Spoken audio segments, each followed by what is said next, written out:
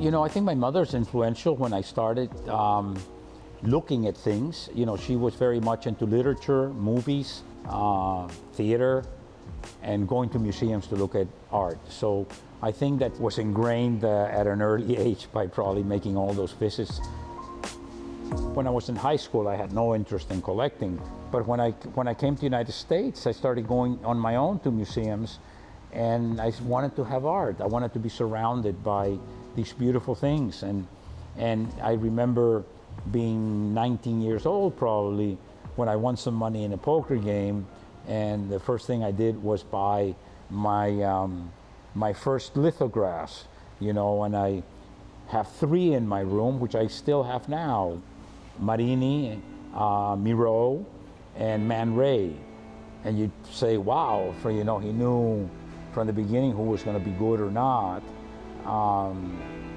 And the fact is that I bought a lot of pieces through time that I look at them now and I say, why did I buy that, you know? But that's part of the process. So how do I feel about it? You know, what does my gut tell me?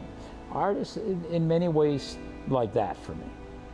I follow my senses a lot, but that does not mean that I don't do huge amounts of research on art. I probably devote 4 hours a day just studying and looking at art every day. So there's a lot of work that goes into making that gut feeling better.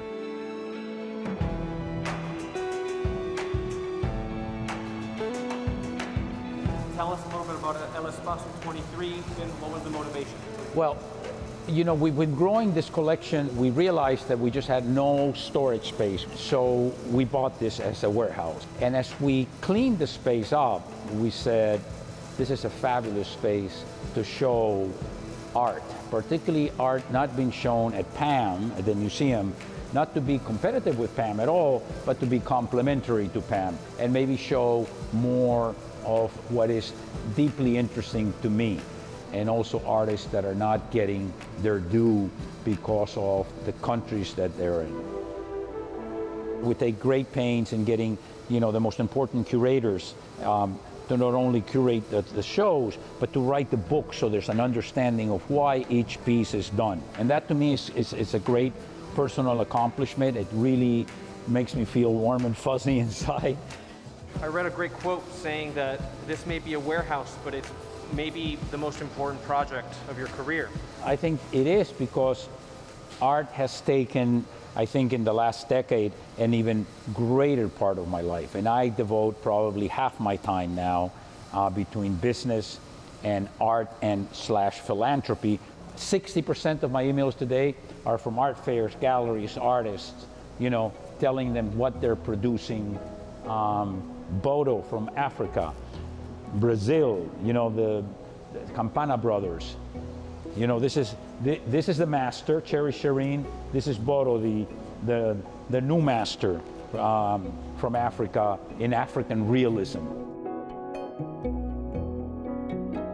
You're seeing now a change of exhibitions, and now the new exhibit is going to be contemporary African art that follows social change.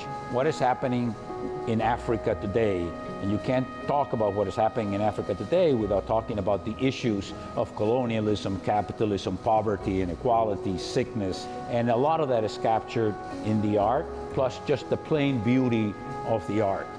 So we're looking at this as a way of promoting these countries that have not been promoted in the past, the art of those countries, still with a huge focus on Latin America, which is where I'm originally from. I found a lot of the same things that I saw in Latin America, in Africa.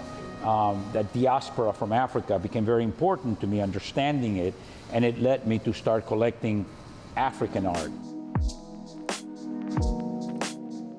I think art makes you go outside your box.